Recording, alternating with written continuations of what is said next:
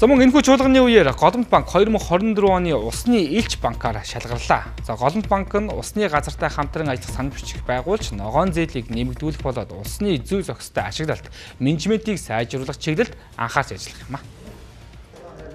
За Голомт банк нь доктортой усны менежментийг дэмжих, тэр дундаа баталгаа дундны ус ариун цэврийн хүртээмжийг нэмэгдүүлэх ажлын хүрээнд их усүр татаж жижигдэнд үйлдвэрлэл эрхлэгч нарт 20 тэрбумын санхүүжилтийг олгожээ.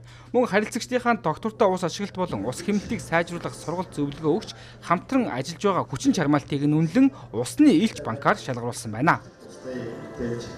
Усны хэмнэлтийг бий болгох, саарл ус ашиглах, за тэгээ хаягдл усыг одоо цэвэршүүлэхдээ тэр чиглэлээр техник, технологи, тоног төхөөрөмжүүдийг үйлдвэртээ нэвтрүүлж байгаа аж ахуйн нэгжүүдэд бас ногоон санхүүжилтийг олгоод байна. Усны асуудал бүх нийтийн асуудал учраас яаж санхүүжилтийг босгох вэ гэдэг дээр мэргэжлийн байгууллагатай арилжааны бус санхүүжилтийн төлөө явахын төлөө бид нар зүтгэх юм. За тэгэхээр Голомт банк маань өөрөө усны элч банк болж байгаа.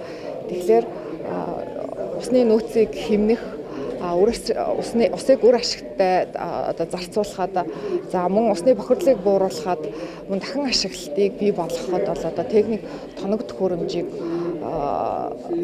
дэмжиж одоо найдвартай баталгаатай зээл олгох. За тэр нь маань бол яг амьдрал дээр, газар дээр ард иргэдэд хэрхэн хүрч ийн. Энэ маань бол яг гаргагүй хөрсний бохирдол болон усны хэмнэлттэй холбоотой ажил дээр бол одоо яг мэргэжлийн хувьд ажиллаж гэнэ гэдгээр бол манай агентлаг хамтарч ажиллаж байгаа.